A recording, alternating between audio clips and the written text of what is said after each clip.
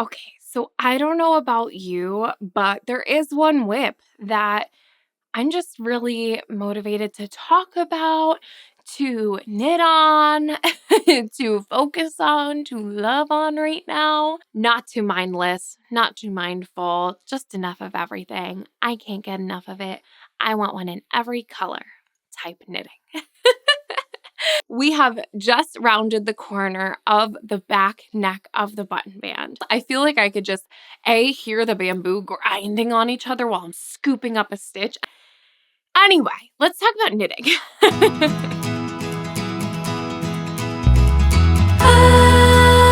I'm Nora, and this is also known as Nora Knits.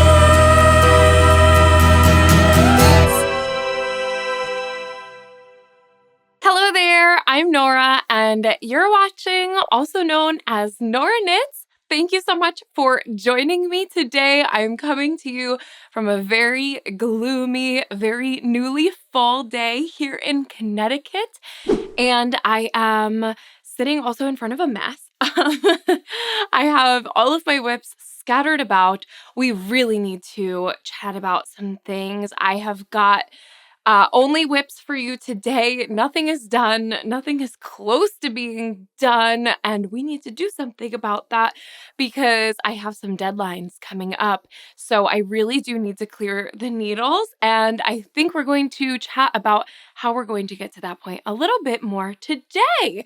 So before we dive in, I do want to say that last week I had announced the giveaway winners from the Podiversary, for which Sable and Stone had generously donated a few of their Notions kits. And I am still waiting to hear from one of our winners. I will put the name on the screen here. So if this is you, please do email me. If I don't hear from you by Friday, October 4th, I am going to have to pick a new winner to make sure that these beautiful prizes do get out to their respective winners. So please email me please email me if this is you. And with that out of the way, I do think that we should go ahead and just dive on in. Although I also just realized that I kind of glossed over the fact that we're in the spooky season. I have officially we've skipped September. We're going straight into October over here. So here we are in spooky season. I hope you enjoy the spooky vibes. I know that this is one of my favorites. And we're officially getting to this point where the podcast has been around for a year. So I get to enjoy the elements that we got to do last year for the different holidays and things. And I don't know, I enjoy that little change up, which also reminds me that I will tell you just a little bit about what I'm wearing today. I actually remember wearing this in one of the Halloween podcasts last year, and I never spoke about it because this is not a knit piece. This is a crocheted little cardigan that I had made a couple of years ago now. If you've been here for a bit, you may have seen me reference this little big crochet set that I had made a couple years back now. It was part of what had inspired my messy dressy that I made earlier this year. And this is the matching top to the skirt that I had crocheted back then. It is really so simple. This is no pattern. This is self-drafted, but if you know how to crochet a granny square, you can 100% make this. It is quite literally just a bunch of rectangles. The sleeves are made up of one, two, maybe three or four or five granny squares, and they're literally just rectangles, which helps to make this little shape. They're all seamed together, and then even in the fronts here, honestly, I think that this is just a bunch of granny squares, and then I just went and did like a border to kind of round it out, or I had done the little triangles. That's probably what I did actually, were the little half granny squares that make up the little triangles just to give this little bit of shaping. But that's actually, if you're new to crochet or if you're interested in crochet and it's intimidating to you, I have always found that crocheting granny squares and just seaming them together in these rectangular shapes really do make for some, very bohemian style sweaters and stuff. But I've always found a lot of success in doing that, and I think that the pieces are very effective and very simple to make and simple to wear. So just by seaming up a bunch of squares and then going around and adding just one crochet border, it looks like I did a double crochet border on the hems of the sleeves, and probably also, yep, trimmed the whole thing out in that double crochet. And then I would have just done a single crochet into a long chain for the tie on the front here. And I actually really love this piece. I get a good bit of wear out of it, and it went with the spooky vibe for today. So that's what I'm wearing. Also, this was crocheted out of Lily Sugar and Cream cotton. So super simple, super affordable, super easy peasy project. Anyway, let's talk about knitting. Although this won't be the last time that you hear about crochet in this podcast. I feel like my coffee's hitting me and I need to take a deep breath. Okay, do I want to go in order today? Why don't I kind of go in the order that I've been going in when it comes to the whips? There's one that I'm just going to continue to gloss over every week, letting you know that it's here, but it's really not a huge priority to me, and that is my red Tolsta tank by Rebecca Clow. This is the fingering weight version of the Tolsta tank, and I call this my sock knitting, my handbag knitting, whatever you would like to refer to it as. And I actually did knit a few rows on this over the past week. But again, it is simply there for just when I need something easy peasy stockinette in the round, and maybe I have a few extra minutes to get some rows in. So I have my sweet little apple stitch marker here, and it looks like I've done about 5 or 6 rows. I'm knitting this guy on 2.5mm needles, which is, will it say, a US 1.5. I got a comment recently asking if I could share the US needle size when I talk about projects, and I'll tell you what, I will do my best to share that. However, I have found the US sizing in knitting needles to be so confusing that I mostly disregard it. I live in the US, but I've just found it so much easier to go based off of the millimeters. And I don't know why that is. I actually also did that with crochet hooks. I found the lettering to be so confusing and convoluted, and it was just so much easier to say, I need a 4mm crochet hook. And so I feel the same way with knitting needles, but I do understand that there are people who like to use the US sizes, so I will try to remember. And as I keep updating the sort of info cards that I'm putting on the screen, which thank you so much for all the feedback we've been getting on them, I think that this option that I've been doing is generally better received than what I was trying before. So I really do appreciate your feedback on that. But as I update those for future projects, I will try and include the US size in there as well, if that's helpful for you. Anyway, that's all I've got going on here. This is Drops Fabelle in the colorway red. It's some leftover yarn from last year's Christmas dress. And yeah, she's just kicking around, nowhere near underarms. Yeah, this is a bottom-up construction, so that's the next milestone here. It's gonna go back in the purse for now. However, it's been on the needles for 75 days. Okay, so with that out of the way, now let's move into my more traditional, what's been on the needles the longest, working our way to newer projects.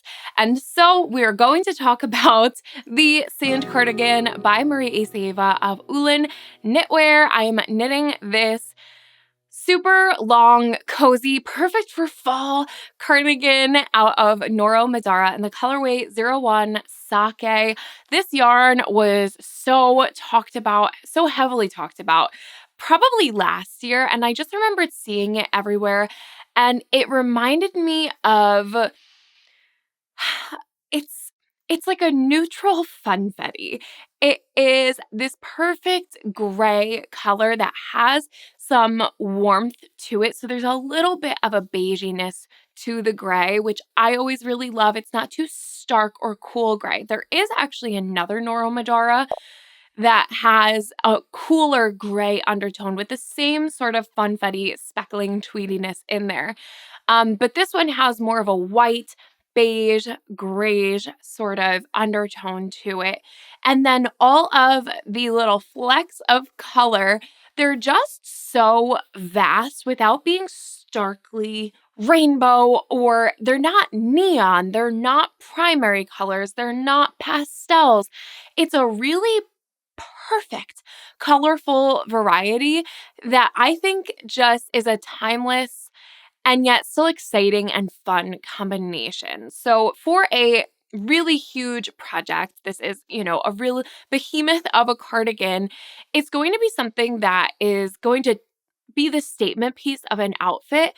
And yet it also has to go with a lot of things because it's a cardigan, so it's intended to be worn over different things. So I really loved the idea of these little colorful specks being able to pick up on whatever else I decided to pair this cardigan with. So that's one of the reasons I'm so excited about it. Now, I also love that the way that Nora has done this sort of tweed colorful speckling in this yarn, from afar, it creates this kind of wishy-wash watercolor effect in which the colors almost sort of cancel each other out in a really good way. It makes it more of a neutral, and then only when you're up close do you get to really appreciate the actual vibrant pops of color. It almost reminds me of a smock. When you were a kid in school and you had to wear like a shirt backwards as a smock for painting. And by the end of the school year, the whole smock would be colored and covered in every color of paint that you had used that year.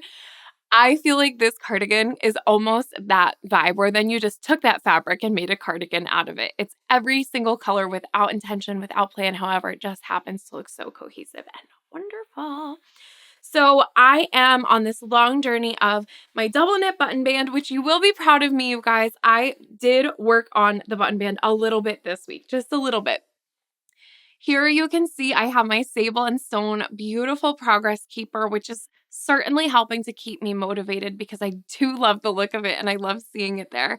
And so it looks like I've done probably, I would guesstimate, about 7 inches or so of the double knit button band here, which means in context, I should put her on Helena, shouldn't I? We have just rounded the corner of the back neck of the button band. And that's so exciting because that means that we are officially more than halfway done with the button band here. I asked in last week's episode, let me throw this on Helena so we could chat about it. So this is the side that has the button band done, and then this is the side that I'm working down now. I asked in last week's podcast if anyone had suggestions for those whips that are becoming a little bit more of a task, a little bit more monotonous, the things that you're just kind of like ready to be done with, but they're not done. They're not ready to be done with you yet. And I did get a lot of amazing suggestions for what to do. So the most common ones, if you have a whip that you were like, this needs to get done, but I can't quite bring myself to do it, was to work on it for some people. A lot of people said 30 minutes a day. Some people said 10 minutes a day. I will say that 30 minutes a day, sometimes that's like all the knitting that I get in. And so I feel like that would turn into me being kind of, there was a fuzz. It would be that sort of begrudging, this is my only 30 minutes to knit today. I don't want to just do this button band. So a set time frame per day. That was the first suggestion. The next suggestion was to essentially count how many rows or maybe how many inches there are left and then divide that up over a course of time that would be reasonable. So let's say I'd like to have this done by the end of October. I could measure how many inches of double knitting I have left and then figure out how many inches of double knitting do I need to do every day in order for that to be done by the end of October. I think that's a really great idea. It's a little more specific and it's a little bit more kind of checking off the boxes of like, all right, got my 2 inches done today. Let's see what we can do tomorrow. And then the other suggestion, which I suppose could be used in tandem with either of the ones that I've suggested already, was to have like a specific show or podcast or something that you watch or listen to and pull out the knit while you do that. And I will say that there's actually a new show that I just saw pop up on something, and I'm really intrigued to watch it. And it's been a little while since I got into a good show. So I thought maybe that would be a good idea for me to have this as my, okay, if I'm going to watch this show, I have to work on the sand cardigan. And it would also force me to work on it for longer stints of time. And so maybe it would get done quicker without feeling like, oh, I have to do my 10 minutes today. I don't know. That's the one that's kind of speaking to me right now. We will see if it works out, because it's also not something that I do have to look at it while I'm doing it. I can't, unfortunately, knit this double knit button band without looking down at it. So that might not work out exactly, but I'm going to give it a try. And then the other thing that I had been talking about was potentially just moving on to the pockets, because I have the yarn for the pockets. I'm doing them a little bit differently than what's in the pattern. And so at some point, if I'm really, really not feeling the double knit button band, but I want to get something done or just spark a little bit more interest in it, I might move on to the pockets.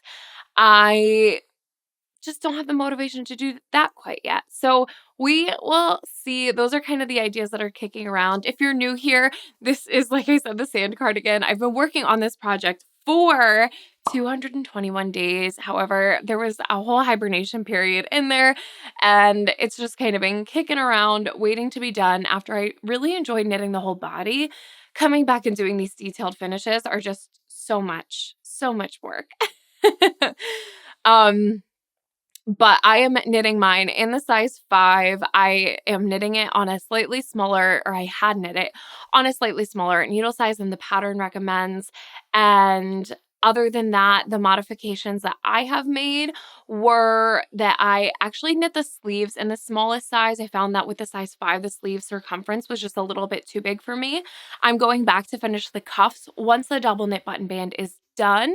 I also kind of forgot that I had made this modification, but I've actually made my double knit button band quite a bit wider than what's recommended in the pattern. And that was just because I was feeling like I maybe should have sized up in the overall circumference of the cardigan once I had finished everything. And I thought maybe adding a little bit more width in the button band would give me a little more closure in the front. So yeah, that's what this guy is. Those are the plans for it.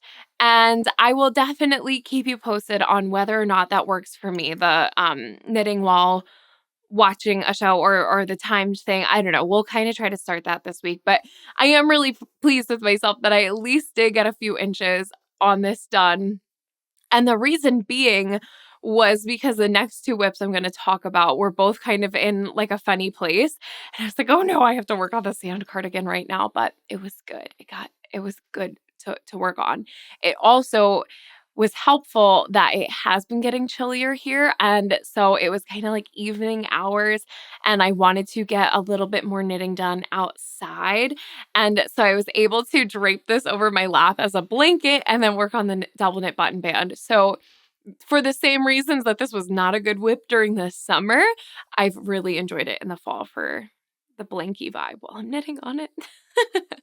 Anyway, that is the sand cardigan by Marie Sava, and it's been on the needles, like I said, for 221 days. Okay, now we can chat about one of my lingering true summer knits that I would love to finish ASAP because I'm not feeling summer vibes anymore.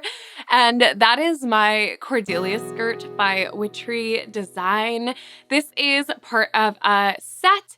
And so this is the skirt. It has a matching top that I think I'm going to push off and wait for the spring to return to knit that as well. I do intend to knit the whole set, but like I said, summer's over. And so I'm just really excited to get the skirt done because I think I'll be able to wear it a bit in the fall with boots and a big sweater on top. So it's definitely, I'm glad that I went with this to get this guy done. But in last week's episode, is that when I went to go, I said that I was going to show you guys how long it was, and I totally forgot to get that vertical footage because I need to turn the camera on its side in order to actually see this skirt in its full length. So before I sat down to film today, I did that, which means I put it on the try-it-on tubing and everything. And so I'm able to put in that footage. Why don't I just show you the knit first really quick? So here is the skirt in its current state. I also have to figure out which side was the back because I can't remember. And the increase rates are different from the front to the back. Here is just folded in half so you can see it a little bit better. But this is a midi skirt. It is knit from the top down. It's currently missing the waistband, which I will be planning to go back and do. And I am just figuring out how long I need to make this. Now, I paused the knitting on this the other day because I was kind of holding it off to myself. I was like, is this actually, it might be getting to a good length. Having tried it on now this morning, I think that I'm very, very close, but I really do want this to hit a little bit further down my calf. And I don't even think that blocking and weight is going to bring it down quite as far as I want. So I think the current balls of yarn that I have going are this guy and this guy. This is Drops Belle in the colorways Mint Cream and Black. And my Mint Cream is really running low. I do think that I've just started a black stripe. Those are the contrast stripes. And I think by the time I've done one more of the mint cream stripes, that would be a great natural point to pause and maybe go ahead and block this, which also reminds me that I'd like to pick up some of those color catchers before I block this for fear that the black is going to bleed into the mint cream. So if you have any other suggestions on how to avoid that, I'd love to know that as well. But I think that once I finish that ball of the mint cream, I will probably then go ahead and knit up the waistband. This is something that I've been just thinking about over the past few weeks as far as whether I should knit the waistband separately and sew it on, which is basically what the pattern says to do, or should I just pick up the stitches? And I asked about this last week and got a big mix of responses. And in favor of just picking up the stitches, a lot of people said that would be really neat and tidy. Sherry from, is it Good Knits? Sherry from Good Knits had said to remember to put in a lifeline. If you pick up the stitches and then pop a lifeline in, you'll know exactly where you're sewing the waistband down to because it is a folded waistband, which that's a brilliant idea and I definitely need to remember to do that. I also had some people in agreement that by doing a picked up stitch waistband, it would give me a little bit more control to decide if I need to shrink or grow the waistband any little bit. I think having held it on today, it's actually not so bad. I would maybe not pick up every stitch, but I wouldn't significantly decrease the waistband. I think it just needs a little bit of pulling in, and it's also going to have elastic in it. And so I'm not so concerned about that at this point in time. It's also knit on smaller needles, which I'm currently knitting mine on 3.75 millimeter needles. And I think definitely if the waistband is knit on a slightly smaller needle, just a few stitches less than what's on the skirt already, it would be helpful. But those are the people that were in favor of picking up the stitches. Those that were not in favor of picking up the stitches and so sewing on the waistband separately, first of all, most of them said, like, that's what the pattern says. So there's probably a reason. And what's interesting, actually, is when I thought about that some more, the pattern says to start by knitting the waistband and then just go straight into knitting the skirt. However, she says, but it would probably, she said, it literally says, like, but you might as well just set this aside and start the skirt and sew it on later. So to me, the original design actually doesn't call for the sewn on waistband. It's more that she's saying, like, why even bother legging that waistband around while you work on the rest of this skirt? You could always just sew it on later. So I don't think that the original pattern included this like sewing on the waistband as a sort of structural integrity thing, which is the main reason people said to sew it on. My thought is a sort of in between of all of this. out of sheer laziness and convenience to pick up the stitches. Just be so easy. At which point I knit the full waistband. It gets folded over on the inside and sewn down again with elastic inside. I think once I've done that, if I'm feeling like there's a particular pull on the stitches at that point where all of the weight is sitting on that waistband, it might be worth it to go in with actually like a ribbon or something around that waist. It would have to be something that has a little bit of elasticity to it because of the sort of negative ease that the waist will have. But to go in and kind of cover up that seam with something that is going to hold the structural integrity of the waistband to skirt weight a little bit better. That's kind of what I'm feeling right now. And like I said, the idea is that the elastic does bear the majority of the weight of the skirt. And it is a pretty heavy skirt. So we'll have to kind of toy around with it. But yeah, so I'm thinking I just started a black stripe, at which point I thought, should I just try this on and make sure it's not too long yet? But after trying it on today, I do think it has a little bit more to go. So finish the black stripe, knit up the next mint cream stripe, kind of finish up that yarn, at which point I will go back and pick up the waistband so that I can get the best idea for fit once I've then gone ahead and blocked the whole thing and it's actually sitting on my waist the way it should be. And who knows, maybe by then it'll be ready for there's ribbing at the bottom and just see what happens. Actually, I didn't think about this either, but earlier in this project, I had discussed the possibility of creating a vent in the back for ease of walking, and I didn't actually test it out when I had it on today to see how easy it would be. It's not long enough yet to really know, but I didn't feel constricted with what I had on today. So who knows? Maybe that won't be an issue, but that was the other kind of topic of conversation around this skirt was if I do wind up finishing it and feeling like it is a little bit limiting in the legroom area, I could always go back and steek the back of this to create a little vent and then add some ribbing to finish that out. So that's all brewing around in my head. Nothing is set in stone just yet. Did I say the size that I'm knitting this in? This is the size extra large, and it's been on my needles for 49 days today. There we go. I have to remember to put this back on the needles or else it's never going to get work done. So that is the Cordelia skirt by Witchery Design.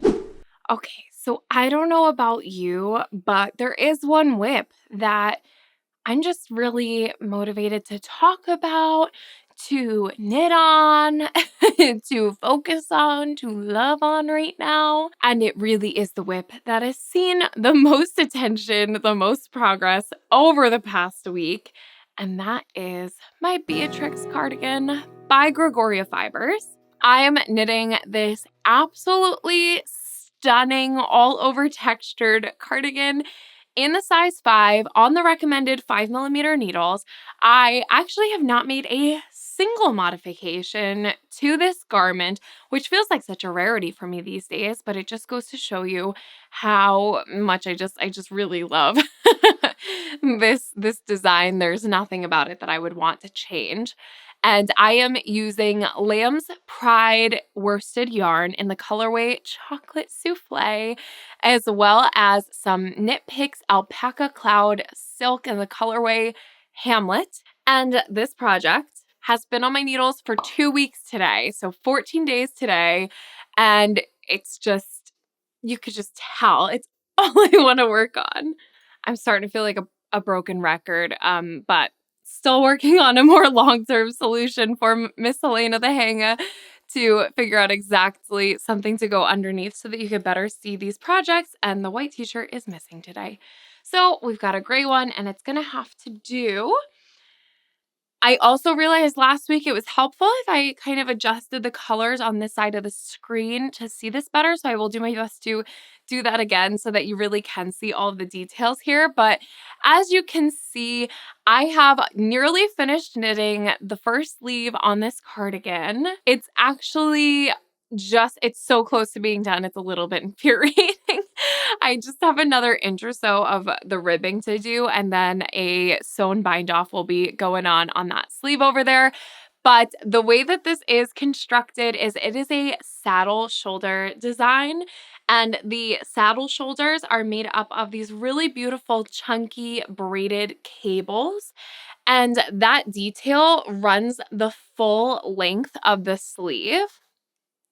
So the chunky braided cable starts literally at the neckline and runs all the way down, even though there's an interruption and the direction of the front of the cardigan and then the sleeve change the way that you knit it, that is completely uninterrupted the whole time, which is a very, very, very satisfying look, but also way to knit up a garment. So for that saddle shoulder construction, you start with the saddle shoulder, like I said, chunky braid cable, and then you're picking up the stitches along the front and back of what I'm calling like these little patches. They're just like little shoulder patches, or almost imagine them as shoulder pads. The chunky braided cable saddle shoulder pads. They sit in the shoulders, and then you pick up the stitches in the front, in the back, knit across the back, knit down the fronts.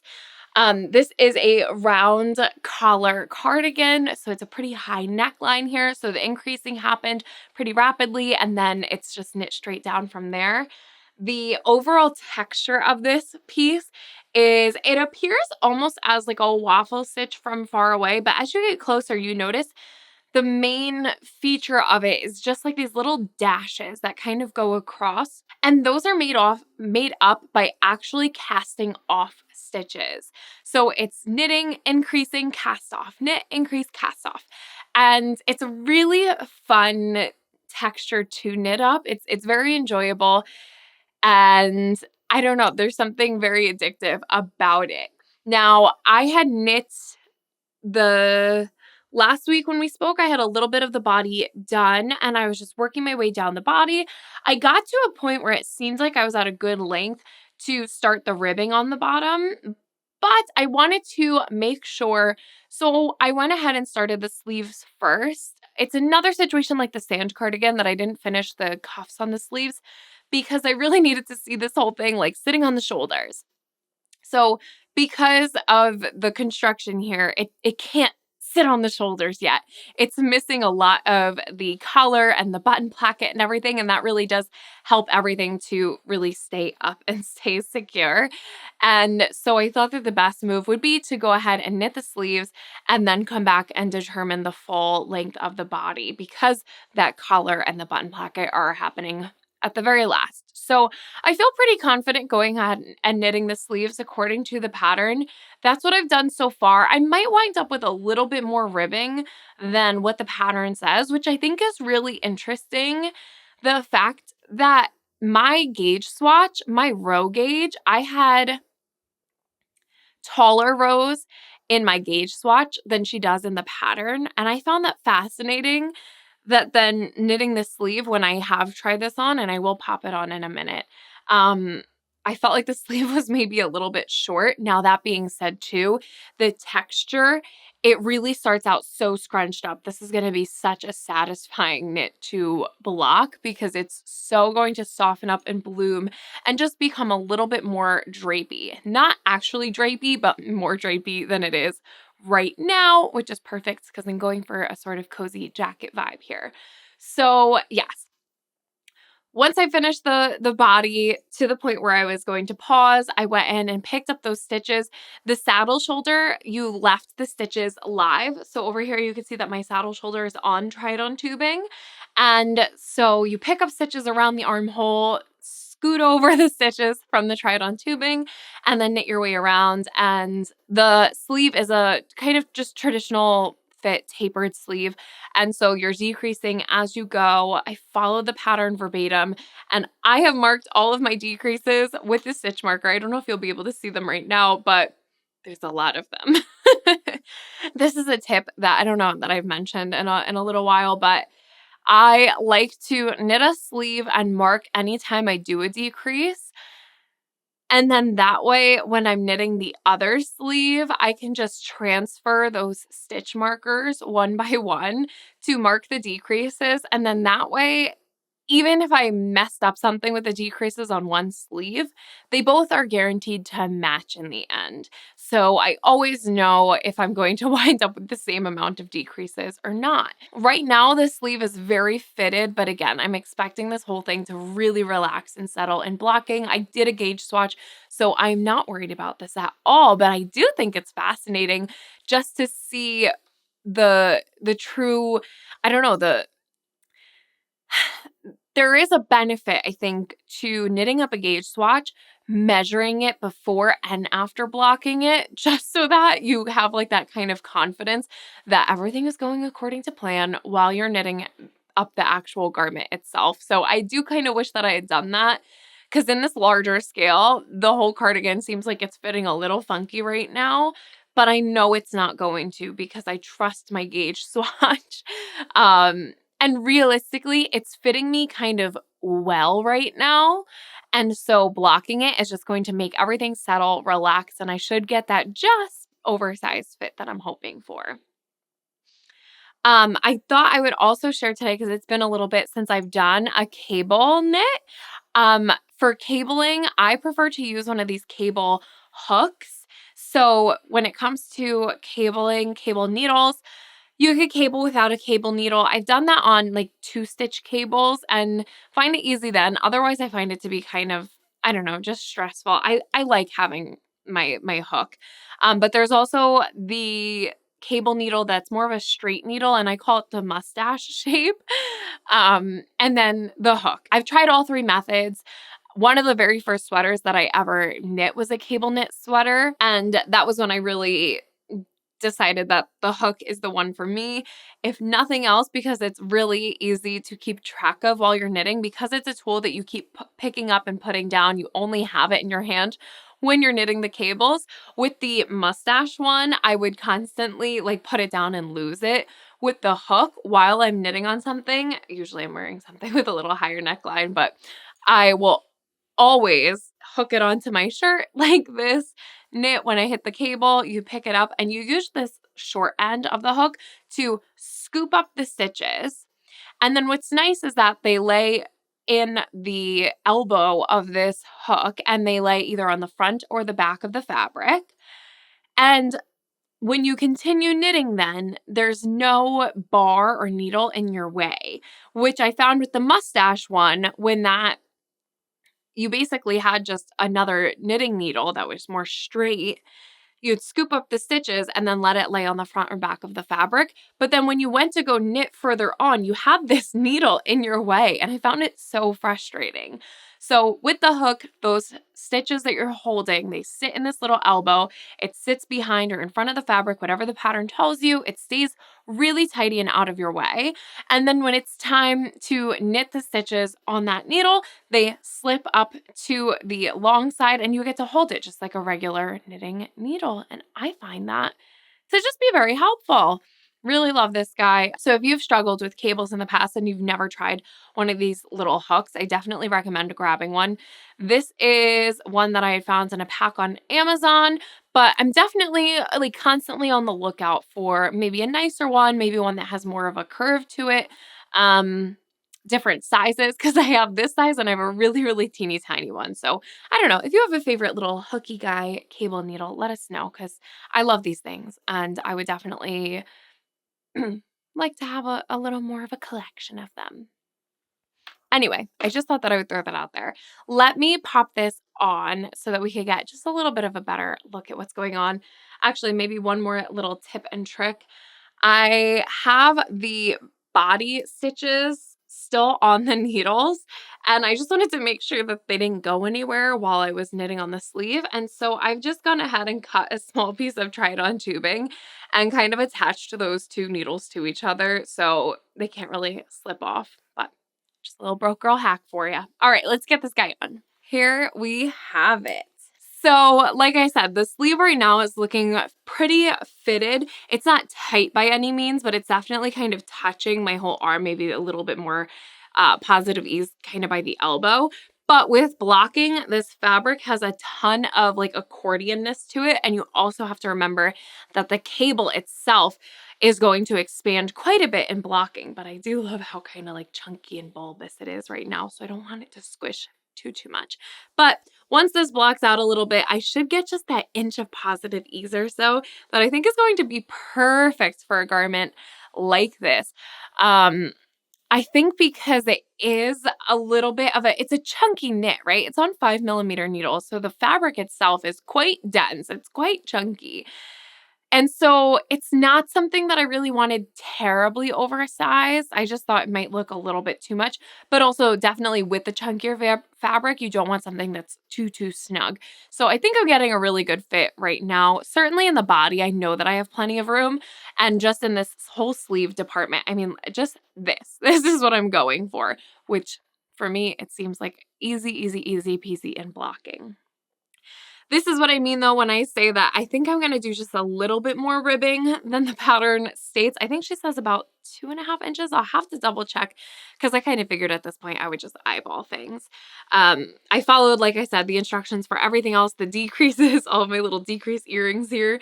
I followed all the instructions for the pattern for that. It was really beautifully written, too. This could be so confusing.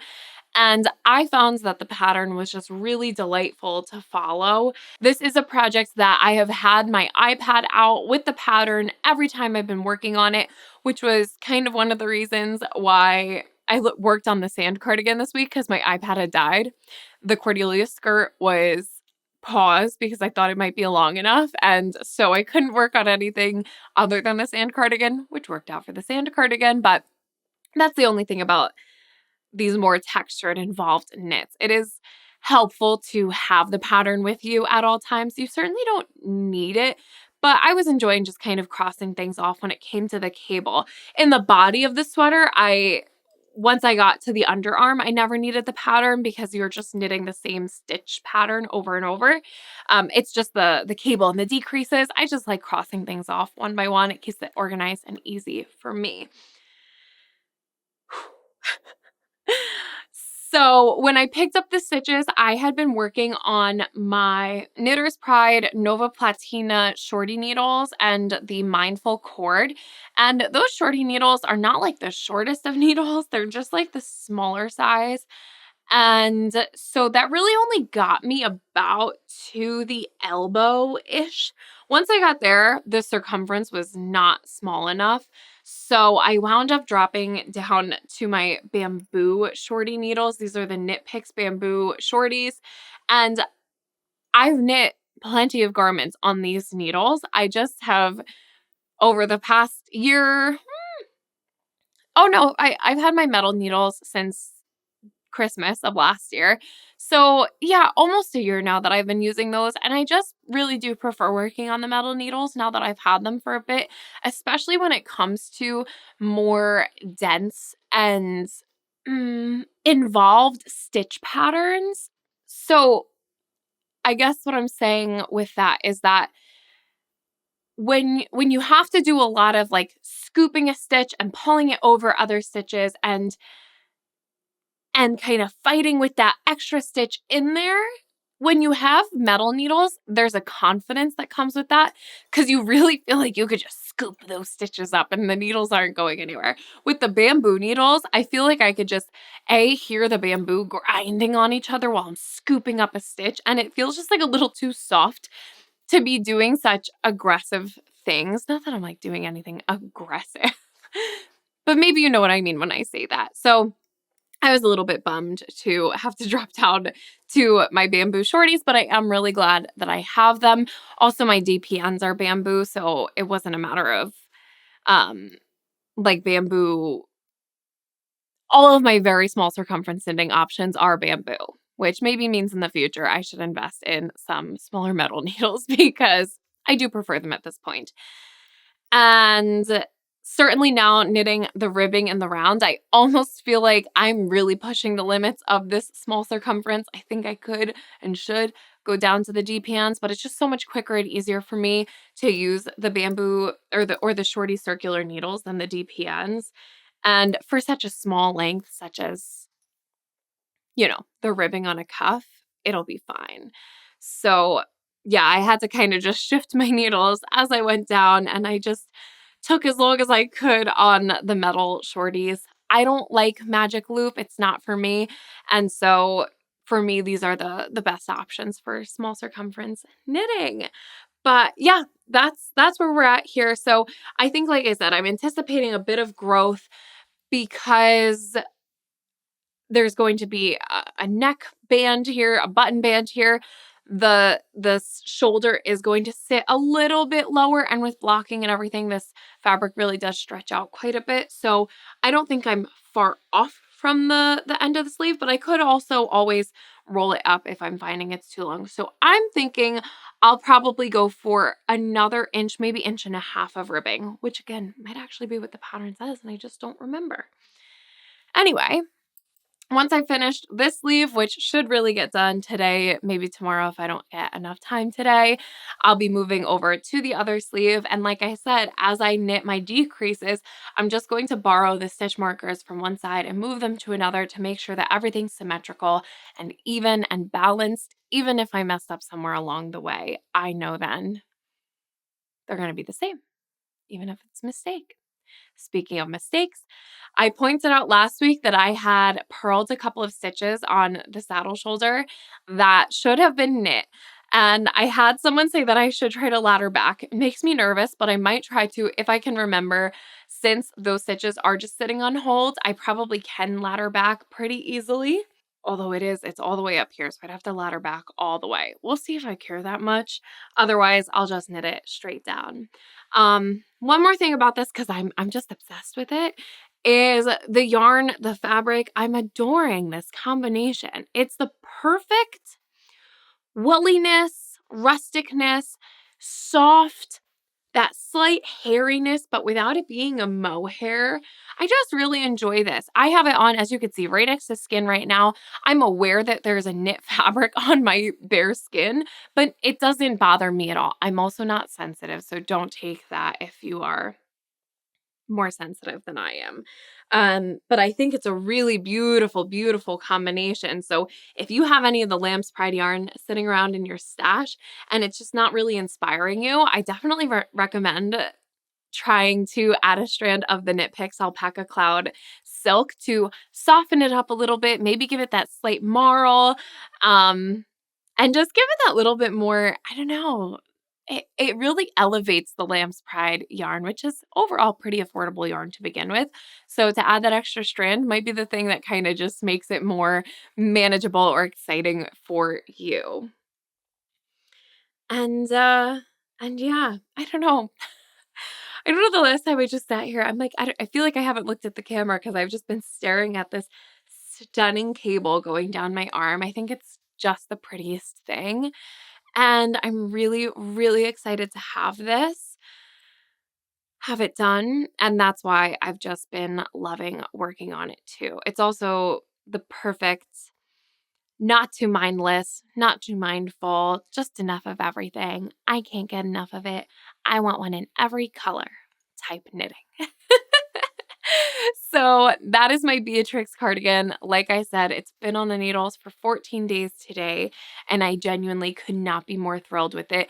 Actually, even saying that, I'm so eager to try some of the other Gregoria Fibers patterns. I know I've been eyeing more than one of them for some time now. I can't think of the vest that she has that I've been wanting to knit, but I'll definitely be trying out another Gregoria Fibers pattern after having knit this because I've really enjoyed the whole process. It's felt she strikes a good balance between too handholdy and just bare bones. It's a nice, direct to the point, you have all the info that you need type pattern.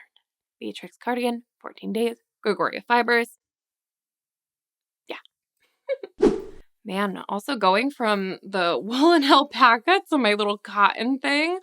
Of course, this is more holey too, but man, that guy's so toasty and warm. It was so cozy. My arm feels chilly now. So those are the whips that I have on my needles at the moment. Yeah, we're just trying to get things off of the needles.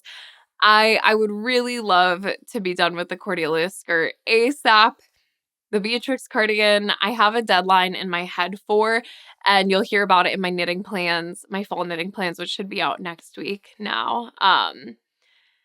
And the sand cardigan, I'm removing any plan of a deadline on that. The goal is simply to work on it at least a little bit every week. Whatever that means, I'm going to figure out a more concrete plan, but it's just to work on it at all, week by week.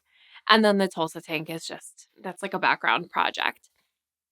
Anyway, I do have an acquisition. It's some yarn that was sent to me by from Unit Toronto. Claudia Quintanilla came out with her new book. It is called Memory Lane, and it's full of some really stunning knits. Claudia is another just really amazing designer who creates beautiful, timeless pieces that have a nostalgia to them, but also feel really current, really timeless.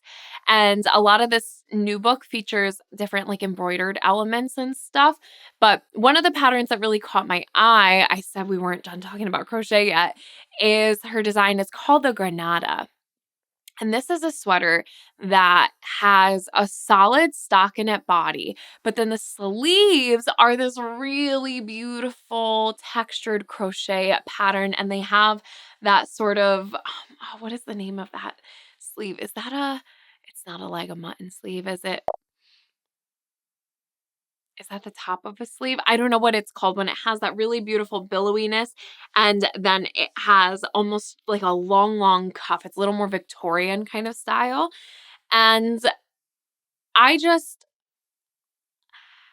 coming from crochet into knitting, I've mostly abandoned crochet just because I found that knitting truly does give me garments, which I'm a primarily garment knitter. Knitting gets me garments that look as fancy and store-bought and expensive and stylish as my style is kind of like veering into. I don't know. I get knitted garments give me the results that work the most seamlessly into my wardrobe, whereas crochet garments they used to. Before I knew how to knit, crocheting sweaters was my main way to make things that I could wear. And just since discovering knitting, I've found that I've really focused more on the knits. But I've always loved when patterns find a way to sort of blend the two. And so this is one of them that I just think it's fun. Also, crocheting goes so much faster than knitting, for me especially.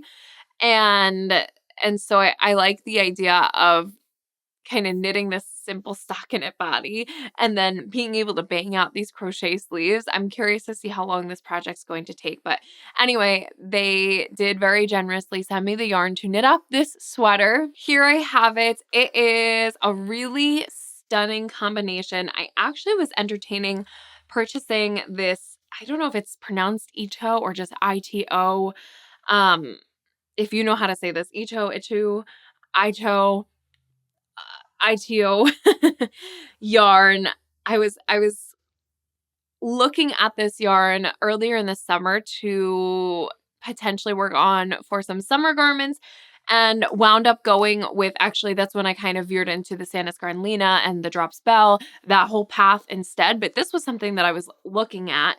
And I find it really fun that it's combines then with the Sensai mohair combination. So it's kind of like a summery. I believe that this is a linen and silk fiber combined then with the mohair silk yarn. I'm sure it's going to create this really pretty kind of light, more airy fabric that I am eager to have. I don't have that in my wardrobe at all. And this color, I'm hoping, is going to be, I'm always intrigued by these like peachy nude colors, but on me, I mean, it's very fleshy. However, this one has that slight extra edge of peach that I'm hoping this is going to kind of just like blend seamlessly and create this really like ethereal neutral for me. We're going to find out. And I think that if I can get this done for the holidays, it's going to be a great option to have for just more, I don't know, like families, we get together a little bit more around the holidays. So I like the idea of having this just to wear with some jeans or something to go for a nice family dinner around the holidays.